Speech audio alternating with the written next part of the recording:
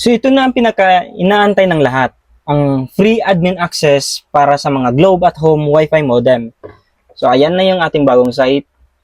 Ma-access niyo na yan under sa my promotion. Okay? So search niyo lang yung domain na to. So paano ba ang proseso na to? Pakita ko sa inyo. So ito na yung ating admin access, no? Available na siya. So kung napapanood mo ang video na to, August 7, 12 a.m. Available na yung portal para sa ating free admin access. So usually ito, kung dito ka mag-filled up, tong form na to, may bayad yan. So ang gagawin mo para ma-access mo yung free admin access generator natin, mag-sign in ka lang, okay? Tapos pili ka kung anong Gmail mo. So dapat active Gmail yung gagamitin mo, no? So in this example, ipapakita, maglalagin tayo dito sa account ko na to. Tapos pindutin ulit yung menu, itong menu na to. Then makikita natin dito yung promotion. Yan, itong promotion. Punta ka dito sa promotion. Tapos makikita mo yan, admin access generator, quick and easy. And open admin access generator. So simple lang itong gamitin. Piliin mo lang dito yung model ng modem mo. So in my case, ito try natin ito. Itong modem ko. B312 to siya. So ito, pipiliin ko siya. And lalagay mo lang dito yung landmark ng modem mo.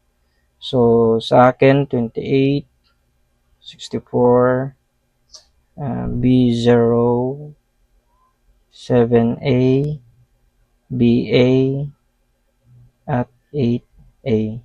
Ayan. Tapos generate admin password now. So mas mabilis ngayon yung system natin. Ayan, generate na siya na.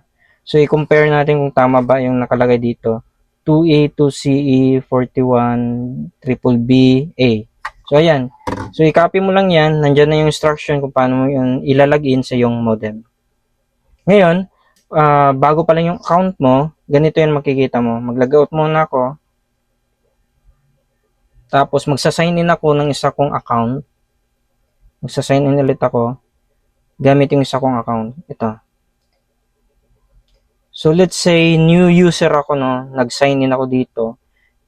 Menu, tapos punta dito sa promotions. Ngayon, ang makikita nyo, ganyan. To unlock your promotions, so, kailangan mong i-verify yung phone number mo. Madali lang pag-verify. Pindutin mo lang yan. Verify. Tapos, ilagay mo, kung wala ka pang cellphone number, ilagay mo yung cellphone number mo. So, in my case, yan. Isa kong number ilagay ko dito. Tapos save phone number lang. Okay? Tapos click verify phone. Ayan. Ngayon, pindutin mo lang to request OTP. Valid, yung OTP nito is valid for 24 hours lang.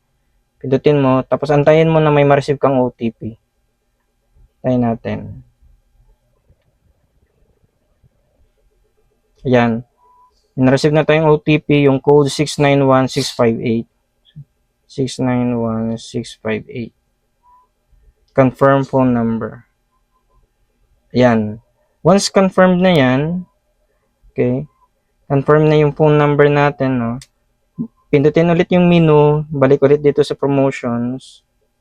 Ayan. Ma-access mo na yun, yung ating admin access generator. So, 2 days lang po ito available. So, habol na habang open pa yung ating campaign.